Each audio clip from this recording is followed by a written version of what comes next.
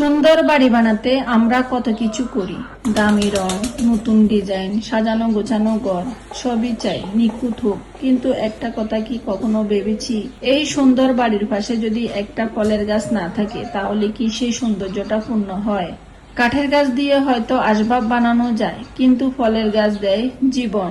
আজ আমার উঠানে দাঁড়িয়ে দেখি ছোট ছোট ফলগুলো ঢালে ঝুলে আছে, ধীরে ধীরে বড় হচ্ছে। হয়তো আজ খাওয়ার মতো হয়নি, কিন্তু এই দৃশ্যটাই মন ভরে দেওয়ার জন্য যথেষ্ট। কারণ আমি জানি এই গাছগুলো একদিনে এমন হয়নি, প্রতিদিন একটু করে যত্ন, পানি, ভালোবাসা, তারপরেই এই ফল। ঠিক আমাদের জীবনের মতো, আজ যা ছোট কাল তা বড় হবে, আজ যা কাঁচা একদিন তা পেকে যাবে। যদি আমরা ধৈর্য রাখি, যত্ন দেই। দেওয়াল কখনো ছায়া দেয় না, কিন্তু একটা ফলের গাছ দেয় ছায়া, দেয় পুষ্টি, দেয় শান্তি। তাই বলবো, সুন্দর বাড়িতে শুধু কাঠের গাছ না, একটু জায়গা রাখুন ফলের গাছের জন্য।